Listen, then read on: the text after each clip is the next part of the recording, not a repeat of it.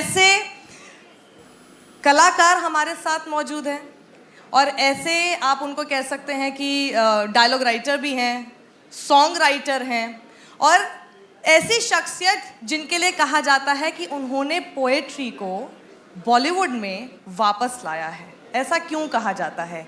आपने गाना सुना है तेरी मिट्टी, आपने गाना सुना है तेरी गलियां, बाहुबली के हिंदी के डायलॉग्स आपने सुने कितने बेहतरीन हैं। उन सब को लिखने वाले मनोज मुंतशिर हमारे साथ यहाँ पर मौजूद हैं। Welcome back. It works, thank you. तो आपकी क्लास हमारे आइजोम्स के स्टूडेंट्स के लिए बहुत ज़रूरी है। हर बार मुझे लगता है कि जब तक आप यहाँ नहीं होंगे मंच पर, तब तक इन लोगों की ये पूरा फेस्ट, इनकी क्लासेस अधूरी हैं। Thanks for coming again. Thank you Sakshi, ये इनकी भी क्लास है और मेरी भी क्लास है। मैं कभी बता नहीं पाया कि बदन कजला गया तो दिल की ताबानी से निकलूंगा, मैं सूरज बन के एक दिन अपनी पेशानी से निकलूंगा, नजर आ जाऊंगा मैं आंसुओं में, जब भी रोओगे मुझे मिट्टी किया तुमने तो मैं पानी से निकलूंगा। दिन महीने साल गुजर गए और आज भी वही तलाश जारी है। आज भी सोचता हूं कि वो एक दिन था, वो एक मोमेंट था, वो एक बिछड़ने का पल था। उस दिन क्यों नहीं कह पाया मैं उससे कि मुझे, मेरा प्यार तुम आज ठुकरा रही हो मगर तुम मुझे यूं भुला ना सकोगी। मेरा प्यार तुम आज ठुकरा रही हो मगर तुम मुझे यूं भुला ना सकोगी। अगर जिक्र मेरा कोई छेड़ देगा तो आंखों का पानी छुपा ना सकोगी। मैं क्यों नहीं कह पाया कि अभी हाथ हाथों से छूटे नहीं हैं, अभी रोक लो तो ठहर जाऊंगा मैं। अभी हाथ हाथों से छूटे नहीं हैं, अभी रोक लो तो ठहर जाऊंगा मैं। कहाँ ढूंढोगी फिर, कहाँ फिर मिलूंगा, अगर वक्त बन के गुजर जाऊंगा मैं। ये मैं पूरी नज्म सुनाता हूं, सुनेंगे आप लोग ये नज्म? सुनिए। और मुझे लगता है ये ज़रूरी इसलिए है क्योंकि शायद वो एक लम्हा जब कोई हमसे बिछड़ रहा होता है, वो एक लम्हा जब कोई अलविदा कहे बिना हमारी ज़िंदगी से हमेशा के लिए विदा हो रहा होता है, उस वक्त आपको ये नज़्म आपके दिमाग में होनी चाहिए, आपकी ज़बान पे, आपके होंठों पे होनी चाहिए कि मेरा प्यार तुम आज ठुकरा रही हो मगर तुम मुझे यूं भुला ना सकोगी। अगर जिक्र मेरा कोई छेड़ देगा तो आँखों का पानी छुपा ना सकोगी। अभी हाथ हाथों से छूटे नहीं हैं, अभी रोक लो तो ठहर जाऊंगा मैं। कहाँ ढूंढोगी फिर, कहाँ फिर मिलूंगा, अगर वक्त बन के गुजर जाऊंगा मैं। कि मेरे बिना तुम हो कितनी अकेली, बताना भी चाहो बता ना सकोगी। मेरा प्यार तुम आज ठुकरा रही हो मगर तुम मुझे यूं भुला ना सकोगी। संभालोगी खुद को बड़ी कोशिशों से मगर इश्क का क्या करोगी। संभालोगी खुद को बड़ी कोशिशों से मगर इश्क का क्या करोगी। वो पागल सा लड़का जहां याद आया वहीं बेवजह रो पड़ोगी। जिससे चूमती थी हजारों दफा तुम, वो तस्वीर मेरी जला ना सकोगी। अभी सुन रहा हूं जो कहना है कह दो, फिर आवाज देके बुला ना सकोगी। और आपको नए लोग मिलेंगे, ऐसा नहीं कि तुम्हें लाइफ में कोई नया नहीं मिलेगा। नए मौसमों की हवाएं मिलेंगी, ये माना तुम्हें जिंदगी में। नए मौसमों की हवाएं मिलेंगी, ये माना तुम्हें जिंदगी में। मगर बेतहाशा तलाशा करोगी मेरी खुशबुएं हर किसी में। लगाती थी जैसे मुझे सीने से तुम, किसी को गले यूं लगा ना सकोगी। ये हाथों की सारी लकीरें जला दो मगर खो दिया जो वो पा ना सकोगी। मेरा प्यार तुम आज ठुकरा रही हो मगर तुम मुझे यूं भुला ना सकोगी। अगर जिक्र मेरा कोई छेड़ देगा तो आंखों का पानी छुपा ना सकोगी। जब आपने तेरी मिट्टी को लेकर आप हर्ट हुए तो फैमिली से डिस्कस किया, घर वालों का क्या रुख था कि बेटा तुमने अपना काम बिल्कुल ठीक किया, जो होता है होता है? क्या था रिएक्शन? नहीं, इनफैक्ट सब बहुत खुश थे और इसलिए भी खुश थे क्योंकि यार अवार्ड शोज में क्या होता है, साल के 10-12 अवार्ड शोज होते हैं। अदिति आप तो जानती हैं, तो अब हर अवार्ड शो के पहले आप नए सूट सिलवाओ तो बड़ा खर्चा भी होता है। एक सूट आप 2 जगह रिपीट नहीं कर सकते। फिर आप फ्लाई करो, पता लगे हम मुंबई से हम फ्लाई करके आसाम जा रहे हैं, हम टम्पा जा रहे हैं, अमेरिका जा रहे हैं। क्यों जा रहे हैं भाई? शायद अवार्ड मिल जाए। और बैठे हुए कतार में, मिल गया तो मिल गया, नहीं मिल गया तो आप दूसरों के लिए तालियां बजा रहे हैं। अंदर तो अच्छा नहीं लग रहा पर अब फिर भी आप मुस्कुरा रहे हैं कि वाह वाह बड़ा अच्छा हुआ है। तो ये सब झूठ में जीने का फायदा क्या? एक अच्छा, दिन में ये कैमरामैन पर्दा भी हटा जानबूझ के वहाँ फोकस करते हैं, जो बैठ के सिर्फ ताली बजा रहे होते हैं और उनको नहीं मिल पाता है अवार्ड। ये जानबूझ के किया जाता और है, ये चेहरे हमने पे सीखा है, मुस्कुराहट होती है। ये हमने विद द टाइम सीखा हुआ है कि जब आपको अवार्ड नहीं मिलता तो भी you have to keep up a brave face और तालियां वालियां बजानी है, वाह very good, very well done. अरे किसको अच्छा लगता है यार? अगर आप इतने ही बड़े दिल वाले थे, इतने ही फराख दिल थे, तो आप घर बैठे रहते, कभी आते ही नहीं। आप वहाँ आए हैं, आपने नए कपड़े सिलवाए हैं, आपने अपना अवार्ड स्पीच तैयार किया है। झूठ मत बोलो अपने आप से, तुम वो अवार्ड चाहते हो जो किसी और को मिल रहा है। तो मैंने ये जो सीढ़ी है ना, जिंदगी में एक सीढ़ी होती है कि अरे ये वाला मुझसे आगे है, अरे ये वाला मुझसे पीछे है।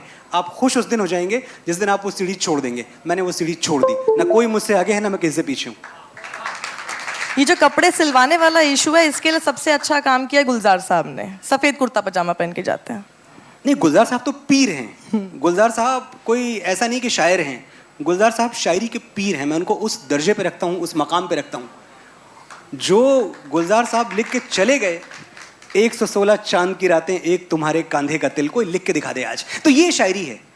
मेरा तो एतराज़ इतना सा ही है ना कि ये लोग जिंदा हैं, ऐसे शेर कहने वाले जिंदा हैं। ये जो नई जनरेशन है, एक इतनी बड़ी अफवाह है इसके बारे में, इतनी बड़ी गलतफहमी फैलाई गई है कि यार इनको पोइट्री वेट्री समझ में नहीं आती। जितनी अच्छी पोइट्री आप समझते हैं ना, आप यकीन मानिए मेरे दौर में लोग नहीं समझते थे। मोहब्बत की ज़बां, लफ्ज़ों की नस्लें कौन समझेगा? ये मैं आपके लिए कह रहा हूं कि मोहब्बत की ज़बां, लफ्ज़ों की नस्लें कौन समझेगा? मोहब्बत तुम समझते हो तो गज़लें कौन समझेगा? ये बच्चे शायरी समझते हैं, ये बहुत अच्छी शायरी समझते हैं। और इसीलिए मैं देखता हूं कि जब भी कोई एक अच्छा गीत मेरी कलम से कभी निकल गया, चाहे वो गलियां हो, चाहे तेरे संग यारा हो, चाहे देखते देखते हो, आपका चाहे कौन सा गाना है जो हिट नहीं है, जो तो हमने गाया ना हो? यही तो मैं सुनना चाह रहा था। अच्छा, तेरी मिट्टी गा दीजिए आप। नहीं, मैं तेरी मिट्टी में गा नहीं देखिए, तेरी सकता। मिट्टी जो है उसमें जो आपका जो दिल की आवाज है ना, वो ज्यादा जरूरी है। आपने तेरी मिट्टी पूरा सैकड़ों बार सुना होगा, आपने बी प्राक का वर्जन सुना होगा, आपने परिणीति का भी वर्जन सुना होगा। दोनों वर्जन खूब सुने गए, लेकिन कुछ ऐसा भी था जो मनोज मुंतशिर ने लिख के अपनी तकिए के नीचे रख लिया और कभी किसी को दिया ही नहीं। अच्छा। और वो जो था, मैं तेरी मिट्टी की वो लाइनें आपको सुनाता हूँ।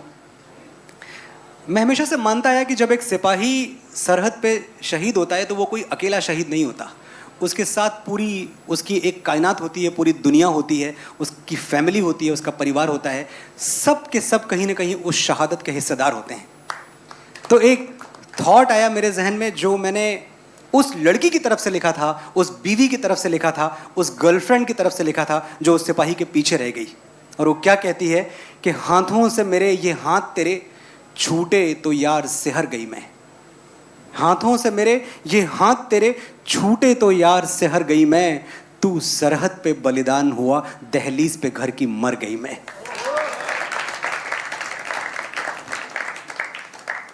हाथों से मेरे ये हाथ तेरे छूटे तो यार सिहर गई मैं। तू सरहद पे बलिदान हुआ, दहलीज पे घर की मर गई मैं। सावन की झड़ी जब लगती है, बूंदों में तू ही बरसता है। तू ही तो है जो नदिया के पानी में छुप के हंसता है। ये उस सिपाही की बीवी है जो पीछे रह गई कि सावन की झड़ी जब लगती है, बूंदों में तू ही बरसता है। तू ही तो है जो नदिया के पानी में छुप के हंसता है। त्योहार मेरे सब तुझसे ही, मेरी होली तू, बैसाखी तू। मैं आज भी तेरी जोगन हूँ, है आज भी मुझ में बाकी तू।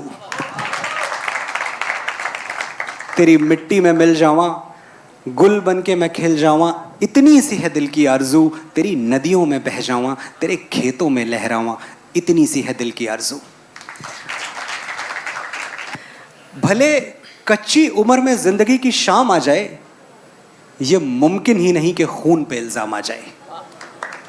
भले कच्ची उम्र में जिंदगी की शाम आ जाए, ये मुमकिन ही नहीं कि खून पे इल्जाम आ जाए। हमारे गांव में बहनें उसे राखी न बांधेंगी, पलट के जंग से भाई अगर नाकाम आ जाए। तो जब पूरा गांव विदा करने आता है एक सिपाही को, तो ये कह के जाता है कि बेटा, अगर हम तुम्हें आखिरी बार देख रहे हैं तो भी ठीक है, लेकिन हार के वापस मत आना, या जीत के आना, या शहीद हो के आना। और कमाल है, ऐसी कितनी कहानियां आपको आए दिन आपके चैनल पे न्यूज़ 24 पे मैंने मेरी देखी हुई कहानियाँ हैं। मैं देखता हूँ कि एक माँ का बेटा शहीद होके आया और वो अपने बेटे का ताबूत खोलने से पहले दूसरे बेटे का सामान बांधना शुरू कर देती है, ये कह के कि एक शहीद की माँ कहलाने से अच्छा है 2 शहीदों की माँ कहलाऊं। हम एक ऐसे देश में जी रहे हैं जहां वीरता हमारा ट्रेडिशन है। ऐसा नहीं कि हम कोई बड़े, ये जो सोल्जर्स हैं, मैंने तो पता नहीं कितनों से इंटरेक्ट किया है, इनको इस बात का एहसास तक नहीं है कि ये बड़े बहादुर, बड़े वीर या वैलर वाला एंगल तक नहीं है। वो कहते हैं जिंदगी ऐसी ही तो होती है, इसमें नया क्या है, हम कौन सा किस पे एहसान कर रहे हैं, ऐसी बात करते हैं हमारे सिपाही। एक बार उनके सम्मान में मैं चाहता हूं आप सब तालियां बजा दें।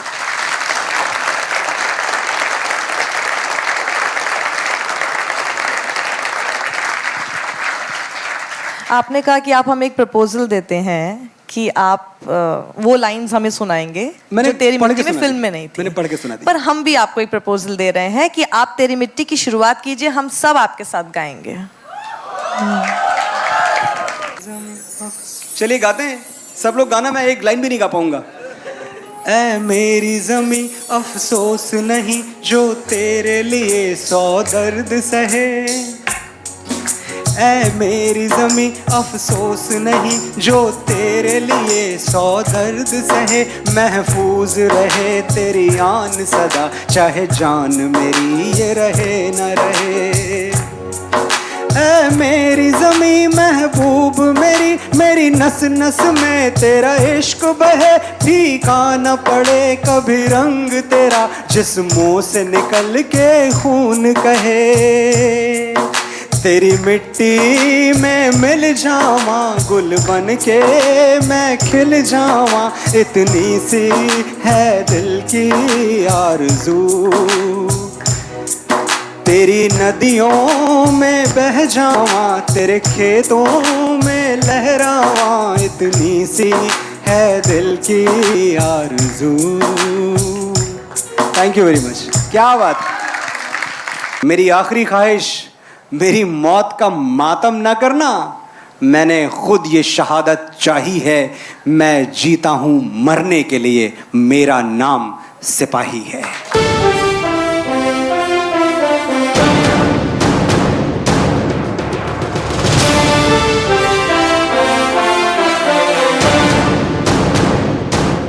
Come on boys, come on.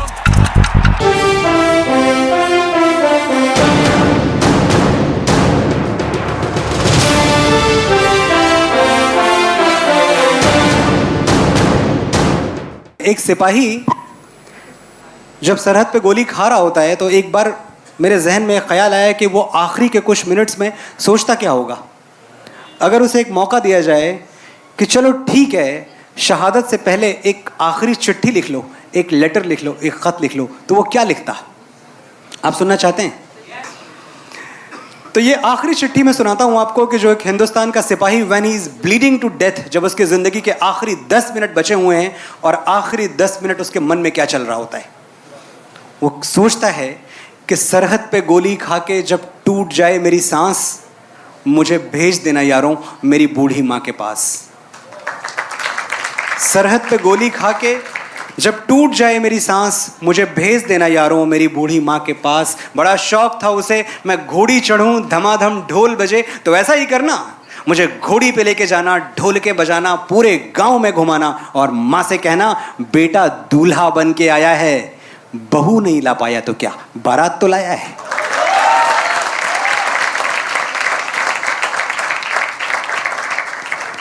मेरे बाबूजी पुराने फौजी बड़े मनमौजी, मेरे बाबूजी पुराने फौजी बड़े मनमौजी, कहते थे बच्चे तिरंगा लहरा के आना या तिरंगे में लिपट के आना।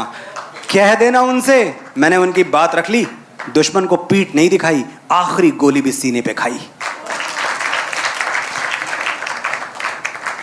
मेरा छोटा भाई, उससे पूछना क्या मेरा वादा निभाएगा, मेरा छोटा भाई, उससे पूछना क्या मेरा वादा निभाएगा।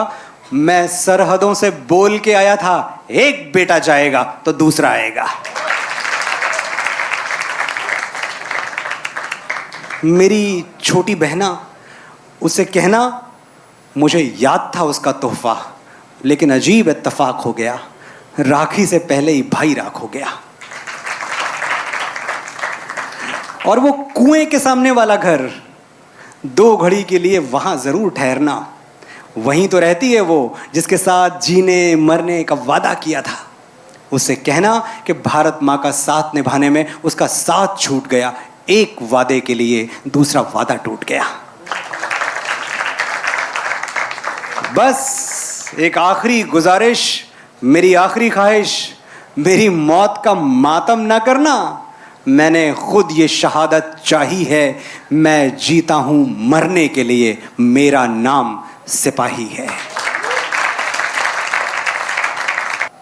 एक ऐसी दिल्ली, सपनों जैसी दिल्ली, जहां मोहब्बत, भाईचारा, अमन, ये हमारी तहजीब रही है। ये कोई ऐसी चीज़ नहीं है जो हमें इनकलकेट की गई है, ये हमें थी, ये हमें है, ये हमेशा रहेगी। और किस बात पे दिल्ली का चेहरा बिगड़ जाता है कि एक को सजदा करना था और एक को मंत्र जपने थे। मारे गए जो दंगों में, दोनों ही मेरे अपने थे।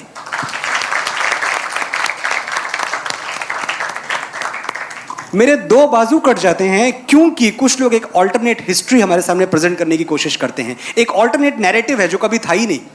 हमारे हीरोज कौन है? चलिए हम अब अगर फिरका परस्ती की बात कर लें, एक सेगमेंट हिंदू है, एक सेगमेंट मुसलमान है, अच्छी बात है, हम दोनों को रिकॉग्नाइज करते हैं। तो चलिए खड़ा करते हैं, किसी हिंदू को पूछते हैं, भाई तुम्हारा हीरो कौन है? बोलेगा ना महाराणा प्रताप। महाराणा प्रताप अगर आपका हीरो है तो क्या आपने हिस्ट्री पढ़ी है कि Maharana Pratap was never against Muslims?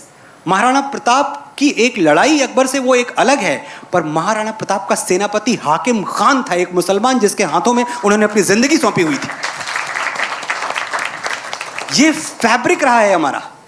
Hindu और मुसलमान हमारी 2 आंखें हैं, लेकिन वक्त आ गया है कि इन दोनों आंखों को खुलने की जरूरत है। हमें जागना होगा।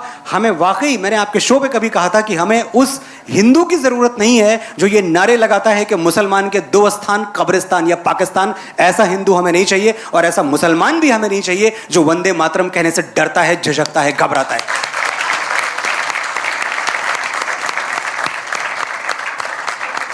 जो तोले दिल के रिश्तों को बना है वो तराजू क्या?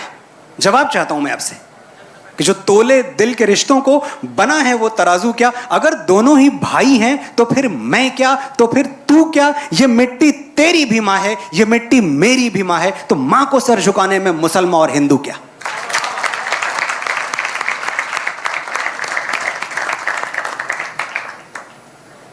दिल्ली काश पहले जैसी हो जाए, मैं दुआ करता हूं। और मैं जानता हूं कि ये जो पिछले कुछ हफ्ते गुजरे हैं यहाँ, ये हमारे आने वाले कई सालों पे भारी नहीं पड़ेंगे। हम वापस वही ईद और दिवाली साथ मनाने वाले लोग हैं और हम फिर से मनाएंगे और हम फिर से जश्न मनाएंगे, एकता का मनाएंगे ना। वंडरफुल।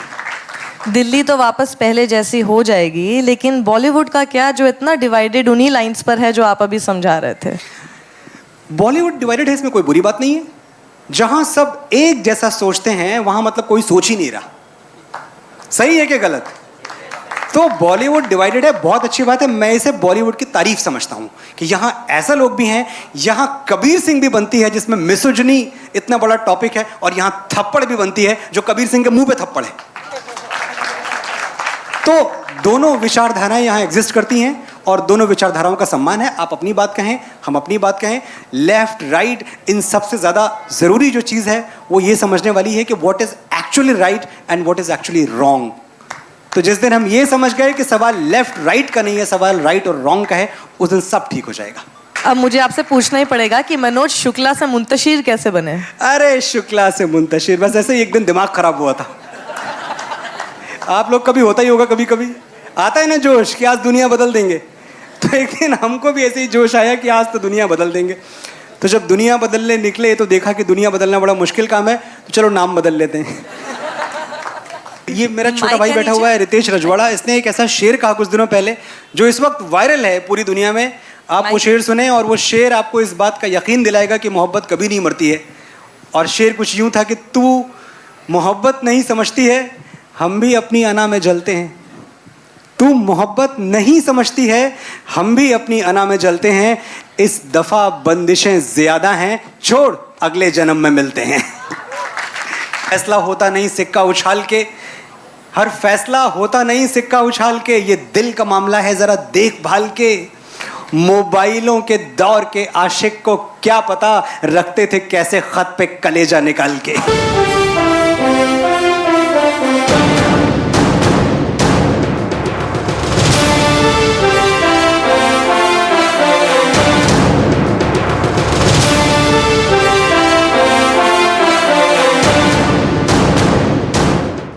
आपकी बातों से ऐसा लगता है कि आप बहुत रोमांटिक इंसान हैं। बातों से ही लग रहा है बातों से लगता है, आपकी राइटिंग में नजर आता है, आपकी पर्सनैलिटी को देखकर लगता है। जब आप किसी पॉलिटिकल या सोशल इशू पर डिबेट में आते हैं तो एक अलग तरह के इंसान होते हैं, लेकिन जब अकेले में बैठते हैं और लिखते हैं उस पेन से तो एक अलग तरह के इंसान होते हैं। जो अभी तक आपने बॉलीवुड में सुपरहिट गाने लिखे हैं, माफ करिएगा मैं थोड़ा कमर्शियल साइड पे जा रहा हूँ, बिल्कुल आप जाएं, हक है आपको। जो सबसे ज्यादा सुपरहिट गाने आपके रहे हैं उसमें कोई ऐसी इंसिडेंट आपको याद है कि वो गाना लिखते समय आपने सोचा हो यार ये चलेगा नहीं चलेगा और वो एकदम बम्पर हो गया हो, या फिर आपने सोचा हो कि बहुत चलेगा और वो नहीं चला हो? कई बार ऐसा होता है ना, एक्सपेक्टेशन ज्यादा होती है और नहीं होता है, कम होती है और बहुत ज्यादा मिल जाता है। गलियां जब मैंने लिखा था तो गलियां लोगों को लगता है कि मेरा पहला गाना था गलियां दर, और ये आपके लिए भी सीखने वाली चीज़ है कि नेवर से डाई। गलियां मेरा 40वां गाना था। 39 गाने मैं लिखता रहा, इंतज़ार करता रहा कि एक दिन वो आएगा जिसका इंतज़ार है, आएगा आने वाला। 39 songs and it's not a small journey. अजीब तरह की परसिवरेंस चाहिए होती है, अजीब तरह की जिद चाहिए होती है, और वो जो मुंबई का समंदर है ना, उससे अजीब तरह का राब्ता चाहिए होता है कि वो जिसे सुनकर खुशी से रो पड़े आंखें तेरी आसमानों से। बहुत आवाज़ ना करें आप तो, वरना एक ही आदमी बोल ले आज, मैं और या आप। Thank you. मुझे ना मुंबई के समंदर में यकीन था। आप जिस शहर में होते हैं, दिल्ली का अपना कैरेक्टर है, दिल्ली का अपना किरदार है, मुंबई का अपना खुद का कैरेक्टर है। और मैं जब भी अपने फाका कशी के दिनों में मुंबई के समंदर की सैर करने जाता और मैं देखता कि ये जो समंदर है ना, ये एक वादा कर रहा है मुझसे। और वो वादा क्या था कि वो जिसे सुनकर खुशी से रो पड़े आंखें तेरी आसमानों से कभी ऐसी लहर भी आएगी, आज तेरी मुट्ठियों में रेत है तो क्या हुआ, इस समंदर में कभी तेरी लहर भी आएगी। क्या बात है। तो 39 में कुछ नहीं हुआ, पर 40वें में ऐसा क्या हुआ? कितने पैसे कमाए थे 40वें में? नहीं देखिए, गीत पैसे कमाने के लिए नहीं, मैं इसीलिए कहा, मैंने कमर्शियल साइड पे पूछ रहा हूं मैं। जी, मुझे जी, पता है उसने आपको स्टार बनाया, आपकी जिंदगी पलट के रख दी उस गाने ने। जी। कुछ एक रफ आइडिया? नहीं, मैंने उसके बाद BMW खरीद ली थी तुरंत। ये हुई ना बात। तो और ये ना, उसके पहले किस गाड़ी में चलते थे आप? उसके पहले मेरे पास मर्सिडीज थी। यानी 39 गानों ने भी मर्सिडीज दी ना? नहीं, मैं टेलीविजन करता था, और टेलीविजन अपने आप में एक बहुत अच्छी दुनिया है। आप सब तो टेलीविजन के लोग हैं। मैं इस बात के लिए टेलीविजन को बहुत शुक्रिया कहता हूं कि अगर राइटर्स को किसी ने डिग्निटी दी है ना, तो फिल्मों से पहले टेलीविजन ने दी है। क्योंकि फिल्मों तक पहुंचने का रास्ता बड़ा दुश्वार है, लेकिन टेलीविजन, ये बात है, ये सारे स्टूडेंट्स के लिए बहुत अच्छा लेसन है, क्योंकि ये सब टेलीविजन और इलेक्ट्रॉनिक मीडिया में ही जाना चाहते हैं। बहुत सारे लोग सोचते होंगे कि सिर्फ फिल्मों में जाकर ही पैसा और फेम मिलता है, लेकिन आपकी कहानी एक जीता जागता उदाहरण है कि टीवी में भी बहुत कुछ मिलता है, मर्सिडीज मिलती है। अब अगर आपको इसी एस्पेक्ट पे जानना है और इससे अगर आपको जरा सा भी इंस्पिरेशन मिलता है, तो आप ये जानें कि जब मैं टेलीविजन में था तब भी मैं एक आलीशान सोसाइटी में, एक आलीशान घर में रहा करता था। तब भी मेरे पास मर्सिडीज हुआ करती थी, और तब भी मुझे अनुराधा जी बिजनेस क्लास ट्रैवल से ही बुलाती थी। तो ऐसा कुछ नहीं है कि फिल्मों में गया तो सब बदल गया। टेलीविजन बहुत बड़ी दुनिया है। टेलीविजन के दरवाजे आपके लिए थोड़ी सी आसानी से खुलते हैं, क्योंकि वहाँ काम बहुत है, वहाँ हर किसी के लिए काम है। अगर आप में टैलेंट है, अगर आप में वो एक शार्पनेस है कि आप मीडियम की समझ रखते हैं, तो टेलीविजन आपको ज़्यादा परेशान नहीं करेगा। आप टेलीविजन। मेरा दूसरा सवाल रह गया, पहली बार प्यार कब हुआ था मनोज मुंतशिर को? क्लास 11th में। शायद मैंने मिस कर दिया। क्लास 11th में पहली बार प्यार, बहुत छोटा था यार उस वक्त में। क्लास 11th 11वीं में ही प्यार कर बैठे?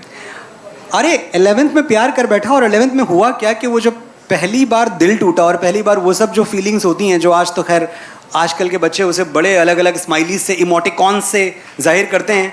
हम तो चिट्ठी विट्ठी लिखा करते थे। वो अच्छा शेर था केदारनाथ सिंह जी का कि हर फैसला होता नहीं सिक्का उछाल के, हर फैसला होता नहीं सिक्का उछाल के, ये दिल का मामला है जरा देखभाल के। मोबाइलों के दौर के आशिक को क्या पता रखते थे कैसे खत पे कलेजा निकाल के। क्या बात है, क्या बात। तो वो फीलिंग आज भी है, लगता है आज भी आप प्यार मोहब्बत में हैं, यू स्टिल इन लव, ऐसा दूसरा लगता कोई है आपको? तरीका नहीं है। फैज अहमद फैज ने दस्ते सबा उनकी किताब थी, फैज का नाम लेते ही एक तो मैं लगता है पता नहीं कौन सी मुश्किल में पढ़ने वाला हूँ। फैज पे सवाल नहीं पूछेंगे ना आप? नहीं आप जरा वो मुश्किल को जरा दूर कर दीजिए। मैं भी पूछना चाह रही थी कि फैज की कोई भी कविता आती है, अभी आपने बोला कि जो यूथ है वो समझता है, कविताएं समझता है, बिल्कुल समझता है, लेकिन ऐसा क्यों है कि फिर कंट्रोवर्सीज हो जाती हैं, फैज की ही हम लिखे हुए शब्दों को नहीं समझ पाते हैं और उसको लेके फिर कुछ भी लोग हमको बरगला देते हैं? क्योंकि इसमें कुछ लोगों का फायदा है। इसमें कुछ लोगों का फायदा है कि ये फैज की कविता को दूसरे चश्मे से, दूसरे फिल्टर से दिखाया जाए, इसका अनर्थ किया जाए, आप तक पहुंचाया जाए, आप मोबिलाइज हों। अगर आप मोबिलाइज होंगे तो हल्ला मचेगा और जो एक्चुअल मुद्दे हैं उनकी तरफ से ध्यान हटेगा। आपने वो सुनाया था मेरे शो पे फैज का कुछ लाइनें कुछ आपने इश्क किया, कुछ काम किया, सुना दीजिए। नहीं, वो मुझे याद नहीं है, पर बहुत अच्छी नज़्म है वो। मैं तो आपको जो याद हो। फैज अहमद फैज का क्या याद आता है मुझे? हाँ वाह, मुझसे पहले सी मोहब्बत मेरे महबूब न मांग, सुना है? अब आप देखें, गा के तो मैं क्या सुनाऊंगा, ये तो मेरे पर बाकायदा जुल्म हो रहा है और मुझे इसकी ट्यून भी नहीं पता, ये तो मैंने खाली पढ़ी है। अच्छा, बिजनेस क्लास से बुलाया है ना तो इतना जुल्म तो कर सकते हैं हम। पर ये नज्म बहुत अच्छी है। मैंने समझा था कि तू है तो दरख्शां है हयात, मतलब एकेडमिक अब हो जाते हैं कि मैंने समझा था कि तुम हो तो जिंदगी में रोशनी है, चमक दमक है। दरख्शां मतलब रोशनी, चमक दमक, हयात मतलब जिंदगी। मैंने समझा था कि तू है तो दरख्शां है हयात, तेरा गम है तो गमे दहर का झगड़ा क्या है। मतलब अगर तुम मेरी ज़िंदगी में हो तो मुझे दुनिया के और गमों से क्या लेना देना। मैंने समझा था कि तू है तो दरख्शां है हयात, तेरा गम है तो गमे दहर का झगड़ा क्या है।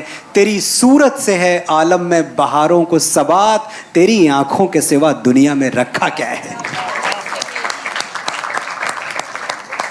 तू जो मिल जाए तो तकदीर निगू हो जाए, मतलब झुक जाए। तू जो मिल जाए तो तकदीर निगू हो जाए, यूं न था मैंने फकत चाहा था यूं हो जाए। यार ये नज्म आगे कहीं अलग अलग रंग पे जाती है, क्या है जरा बताना? और भी दुख हैं ज़माने में मोहब्बत के सिवा, राहतें और भी हैं वस्ल की राहत के सिवा। अनगिनत सदियों के तारीख बही माना तिलस्म, रेशमो अतलसो कम ख्वाब में बुनवाए हुए। पीप बहती हुई अमरोज के तन्नूरों से, जा बजा लिपटे हुए खून में नहलाए हुए। लौट जाती है इधर को भी नज़र, क्या की जाए अब भी दिलकश है तेरा हुस्न, मगर क्या की जाए।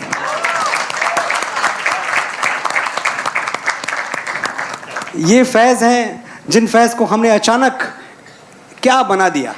आज जब मैं इस मुद्दे पे लौट के देखता हूँ, मेरा बहुत अच्छा, मेरी एक टॉक हुई थी मानक के साथ और वहाँ मैंने बहुत कुछ कहा था, तो लगता है कि शायद यही एक बुरा दिन आना बाकी था कि जो आदमी इतने बरस पहले हिंदू मुस्लिम यकजहती की मिसालें छोड़ के चला गया, आज हमने उसको भी बांट दिया। लो, आज हमने वाकई अपना बुरा कर लिया। जिस दिन हमने फैज़ को गलत समझना शुरू कर दिया, जिस दिन हमने फैज़ को ब्रैकेटाइज कर दिया, उस दिन हमने बहुत बड़ी गलती कर दी। मैं समझता हूँ कि इस गलती से आगे बढ़ने की ज़रूरत है। एक बार फिर से वही फैज़ जो मोहब्बत की बात करते थे, अमन की बात करते थे, चैन की बात करते थे, उस फैज़ को हम जाने, वही अच्छा है। थके तो नहीं ना आप? मैं बिल्कुल थकता नहीं। ओके, तो ये जो स्टूडेंट्स हैं इनके लिए ये भी सोच रहे होंगे, और मैं तो खुद सोचने लगता हूँ कई बार, इतनी सारी नज्म, इतनी सारी कविताएं, इतने सारे डायलॉग, इतनी सारी चीज़ें याद कैसे रहती हैं मनोज मुंतशिर को कि एक के बाद एक फर्राटेदार बोलते जाते हैं, आता जाता है, बोलते जाते हैं। ज़रा इनको बताइए ये कैसे होता है? ये क्या ये टैलेंट होता है, या ये पढ़ने से आता है, या टेक्निक है, या उसमें अंदर घुसना पड़ता है, पूरा उसको जीना पड़ता है, तब ये होता है? ये मोहब्बत है। जब आप किसी कला से, किसी एक पर्टिकुलर फॉर्म ऑफ आर्ट से इश्क करते हैं और इस तरह इश्क करते हैं कि आपको उसके सिवा कुछ सूझता ही नहीं, तो जब भी आप कुछ पढ़ते हैं, अच्छा सुनते हैं, वो एक मैग्नेट की तरह आपके दिमाग पर चस्पा हो जाता है, उसे रटने की ज़रूरत नहीं पड़ती। तो ऐसा नहीं है कि मैंने फैज़ को बैठ के रटा है या पढ़ा है, मैंने अपनी भी कोई भी नज़्म, इनफैक्ट अदिति मुझसे कभी कभी बात करती हैं कि आपकी वो वाली नज़्म, तो मैं थोड़ी देर सोचता रहता हूँ कौन सी वाली नज़्म, लेकिन जब यहाँ स्टेज पे आता हूँ और आप लोगों को देखता हूँ, सब याद आ जाता है। सो दैट इज़ जी, तो ये है जो आप लोगों से मिलता है। और मनोज, आपकी एक खासियत है, आप अपने सिर्फ एक खासियत है मेरी, ये गलत बात है। एक सबसे बड़ी खासियत है, बताइए कौन सी? Let me correct. आप अपने काम को लेकर, जो आपने लिखा है उसको लेकर सिर्फ कन्विंस्ड ही नहीं, बहुत कॉन्फिडेंट रहते हैं अपने आप में। आपको पता है कि जो आपने कहा, जो आपने लिख दिया, वो आपने बिल्कुल सही लिखा है. You don't wait for others' judgment on that. उसका एक रीज़न है, जब तक मैं अपनी टेबल पे कन्विंस नहीं होता कि हाँ ये चीज़ दुनिया को सुनाने लायक है, तब तक मैं उसे आगे बढ़ाता ही नहीं. मेरे डायरेक्टर्स को, और जितने भी मेरे डायरेक्टर्स हैं बड़े बड़े, मैं सबके नाम ले लूँ, right from Mohit Suri to Anurag Singh to Rajkumar Hirani, जो भी बड़े डायरेक्टर्स इस देश के हैं जिनके साथ मैं काम करता हूँ और मैंने किया हुआ है, उन सबको मुझसे सिर्फ एक शिकायत है कि यार तुम रुकते क्यों नहीं हो. गाना अप्रूव हो गया, गाना हो गया, गाना रिकॉर्डिंग पे जा चुका है, गाना शूट होने वाला है, तब तक मैं एक ड्राफ्ट लिख के और ये कर लें क्या, ये कर लें क्या. तो ये एक चीज़ है कि जब तक मेरी टेबल पे बैठ के मुझे ये फीलिंग नहीं आती है कि मैं ये आइजोम्स के स्टूडेंट्स जब इसको सुनेंगे तो वो मनोज मुंतशिर के बारे में अच्छा सोचेंगे, तब तक मैं लिखता रहूँगा. अब जब आप अपने गाने सुनते हैं, अभी भी लगता रहता है कि काश इसमें ये लाइन ऐसे कर देता. कभी कभी लगता है, लेकिन वो भी एक कौन से कॉन्शियस गाने कॉल के है. लिए? अरे हर गाने में मैं आपसे क्या बता रहा हूँ कि मैं तेरी मिट्टी आज तक लिखता रहता हूँ, क्योंकि तेरी मिट्टी के इतने वर्जन्स के बाद भी आज भी दो ख्याल कभी कभी आ जाते हैं कि यार काश ये बात बोल देते तेरी मिट्टी में, ये तो रह गया. और अभी देखें आप, मेरी एक फिल्म आ रही है Bhuj, the pride of India, Ajay Devgn. ये तो खुश होने की बात है, ताली बजाओ अजय देवगन के लिए. तो भुज में एक बहुत खूबसूरत सा गाना है जिसका नाम है ओ देश मेरे, वो आप सुनेंगे. मेरी किताब में एक नज्म है, जूते फटे पहन के आकाश पे चढ़े थे. वो नज्म एक और फिल्म है शेरशाह, जो कैप्टन विक्रम बत्रा का बायोपिक है, कारगिल वाले जो हमारे शहीद थे, करण जौहर की फिल्म है, उसमें आ रही है. तो वो बहुत सारी चीज़ें जो मैंने अपने लिए लिखी थी. चाणक्य आ रही है. हाँ तो जी, तो चाणक्य तो आपकी पिक्चर वो पॉलिटिकल पिक्चर होगी या बायोग्राफी है? चाणक्य बेसिकली पॉलिटिकल थ्रिलर होगी वो, लेकिन एक्चुअल चाणक्य के बारे में, मतलब हम आज के हालात पे कमेंट्री अगर हो गई तो हो गई, हम कोई कॉन्शियस कमेंट्री नहीं कर रहे हैं आज के हालात पे. तो सच है. पर मनोज मुंतशिर ने चाणक्य को कैसे देखा है? मनोज मुंतशिर चाणक्य को देखने की कोशिश कर रहा है. एक आदमी जिसे कोई हरा नहीं सकता, और आपको कोई कब नहीं हरा सकता, ये बात समझने वाली है, क्योंकि चाणक्य का कैरेक्टर मेरे लिए एक इनविंसिबल कैरेक्टर है. एक ऐसा कैरेक्टर जो अपराजेय है. और क्यों नहीं हार सकता वो? क्योंकि उसे अपने लिए कुछ चाहिए ही नहीं. जिस आदमी को अपने लिए कुछ नहीं चाहिए उसे कोई नहीं हरा सकता. So that was Chanakya to me. और चाणक्य का एक बहुत बड़ा फैसेट, उनका क्रोध, उनका गुस्सा. हमने किया क्या है इतने दिनों में कि हमने ये शराफत के जो मुलम्मे हैं, ये पहनते पहनते, ये लबादे ओढ़ते ओढ़ते, जो हमारी एक ताकत थी हमारे गुस्से में, हमने वो गुस्सा कहीं पीछे छोड़ दिया. और मैं हमेशा कहता हूँ ये गुस्सा जिंदा रखो, ये गुस्सा तुमको कुछ बनाएगा. वो हर आदमी जिसने कभी तुम पे कमेंट किया होगा, वो हर आदमी जिसने कभी तुम्हारी काबिलियत पे सवाल उठाया होगा, वो एक हल्का सा गुस्सा, एक हल्की सी टीस, एक हल्का सा दंश उसका अपने अंदर सलामत रखना. रामधारी सिंह दिनकर कहते हैं, कुत्सित कलंक का बोध नहीं छोड़ेंगे, हम लिए बिना प्रतिशोध नहीं छोड़ेंगे. कुत्सित कलंक का बोध नहीं छोड़ेंगे, हम लिए बिना प्रतिशोध नहीं छोड़ेंगे. अरि का विरोध अवरोध नहीं छोड़ेंगे, जब तक जीवित हैं क्रोध नहीं छोड़ेंगे. तेरी याद में जिनका खून किया वो शामें सुहानी वापस दे, मैं तेरे खत लौटा दूंगा, तू मेरी जवानी वापस दे.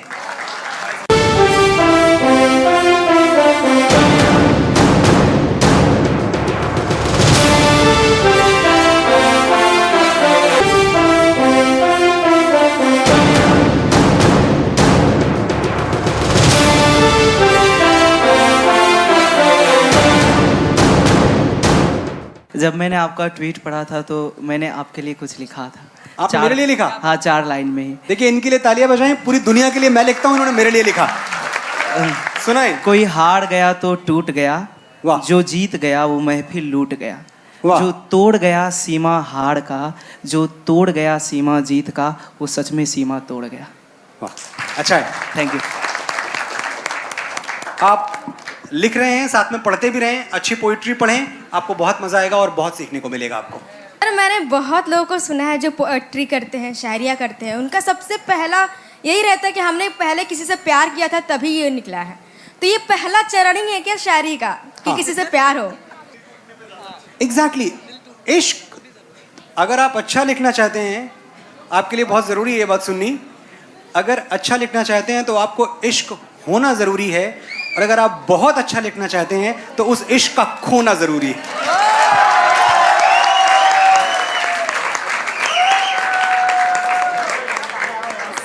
सवाल एक छोटा सा था जिसके पीछे ये पूरी जिंदगी बर्बाद कर ली। सवाल एक छोटा सा था जिसके पीछे ये पूरी जिंदगी बर्बाद कर ली। भुलाऊं किस तरह वो दोनों आंखें किताबों की तरह जो याद कर ली। क्या सर, बात? एक मैंने भी लिखा है कुछ आपको सुनाओ, सुनाए? यही तो मैं जान रहा था, तुमने कुछ लिखा तो होगा ही। सुनाओ। अंधियारों भरी राह में जब दिल खोने लगता है, तुम्हारा ख्याल आते ही उजाला होने लगता है। वाह, क्या बात है। कि तुम जब रख देते हो प्यार से दो हाथ मेरे सिर पर, यकीनन मेरे अंदर कोई बच्चा बिलख कर रोने लगता है। क्या बात है, वाह वाह वाह वाह वाह वाह, beautiful beautiful, thank you sir. वाह। सर, आपने अभी कहा कि 11th क्लास में आपको सबसे पहले प्यार हुआ और दिल भी सबसे पहले 11th क्लास में ही टूटा। उसके बाद में आपने कौन सी शायरी सबसे पहले लिखी? नहीं, दिल टूटा क्लास 12th में। तो 11th सबसे में पहले शायरी आपने कौन सी लिखी? यार एक साल तो मैंने अच्छे गुजारे। आपने अब जो है एक पिटारा खोल दिया है। अब आप बैठिए, मैं आपको सुनाता हूँ सबसे पहले क्या लिखा। तो जो पहली बार दिल टूटा, और पहली अदिति पहले से ताली बजा रही, तो पहली बार दिल टूटा, क्यों टूटा उसकी मैंने आपको वजह बता दी। क्योंकि वो आती है मेरे पास, कहती है मेरे डैडी को तुम पसंद नहीं हो, और मैं कहता हूँ यार कौन सी लड़की के बाप को उसका बॉयफ्रेंड पसंद आया है जो मैं पसंद आऊँगा। हम डैडी को मना लेंगे, डैडी वैडी क्या है, मान जाते हैं। तुम और मैं तो साथ रहें। नहीं नहीं नहीं मनोज, मुझे भी लगता है कि तुम यार पोइट्री वोइट्री करते हो, तुमसे कुछ होगा नहीं। तो तुम एक काम करो, जो मेरे लेटर्स हैं वो वापस कर दो मुझे। लेटर्स और फोटोग्राफ्स दोनों मुझे वापस कर दो। और उस वक्त मेरे दिल में ये आया कि यार तुम्हारा जो इन्वेस्टमेंट था मुझ में, वो सिर्फ ये चिट्ठियाँ थीं, ये ख़त थे, ये लेटर्स थे, ये फोटोग्राफ्स थे। और मेरा इन्वेस्टमेंट तुम में वो 2 साल थे जब मेरी उम्र के लड़के गली में क्रिकेट खेलते थे, मैं तुम्हारी खिड़की खुलने के इंतज़ार में धूप में खड़ा रहता था। वो कौन लौटाएगा? और वहाँ से इस पहली नज़्म ने जन्म लिया। और ऑफिशियली ये मेरी पहली कविता थी जो मैंने वाकई लिखी थी, और इस पहली कविता का जन्म भी गुस्से से हुआ था। और ये पहली नज़्म कुछ यूँ थी कि आँखों की चमक, जीने की लहक। ये आपको उतनी पॉलिश नहीं लगेगी क्योंकि मैंने इसको अनपॉलिश्ड रहने दिया, मैंने कभी इसे साफ किया ही नहीं। जो जैसा था वैसे का वैसा आपके सामने है। आइए कि आँखों की चमक, जीने की लहक, सांसों की रवानी वापस दे, मैं तेरे खत लौटा दूंगा, तू मेरी जवानी वापस दे। आंखों की चमक, जीने की लहक, सांसों की रवानी वापस दे, मैं तेरे खत लौटा दूंगा, तू मेरी जवानी वापस दे। जब फूलों वाली रुत आई और जश्न मनाया दुनिया ने, जब टूट के बरसी मस्त घटा और झूम के नाचे दीवाने, फेर के आंखें हर शय से मैं तेरा दर्द संजोता रहा, चुपचाप अंधेरे कमरे में बिस्तर पे पड़ा मैं रोता रहा। तेरी याद में जिनका खून किया वो शामें सुहानी वापस दे, मैं तेरे खत लौटा दूंगा, तू मेरी जवानी वापस दे। ये बहुत पुरानी बात नहीं, जब मैं रोशन था, जिंदा था। मोहब्बत और मोहब्बत का दर्द जो पहली चीज़ आपसे छीनती है वो है आपके चेहरे का नूर। आपका चेहरा उतर जाता है हमेशा के लिए। ये बहुत पुरानी बात नहीं, जब मैं रोशन था, जिंदा था, वो नूर था मेरे माथे पर के हर तारा शर्मिंदा था। घनघोर अंधेरे रोते हैं जिस चेहरे की वीरानी पर, एक दिया सा जलता रहता था दिन रात इसी पेशानी पर। तू मेरा सब कुछ ले जा, बस मुझे वो पेशानी वापस दे, मैं तेरे खत लौटा दूंगा, तू मेरी जवानी वापस दे। वो दिन भी कैसे दिन थे जब पलकों पे ख्वाब पिघलते थे। वो दिन भी कैसे दिन थे जब पलकों पे ख्वाब पिघलते थे, जब शाम ढले सूरज डूबे दिल के अंगारे जलते थे। वो धूप छाँव सब खाक हुई, यादों के चेहरे पीले हैं, कल ख्वाबों की फसलें थी जहाँ अब रेत के बंजर टीले हैं। आँखों के दरिया सूख गए, ला इनका पानी वापस दे, मैं तेरे खत लौटा दूंगा, तू मेरी जवानी वापस दे। बहुत बहुत शुक्रिया, थैंक यू वेरी मच।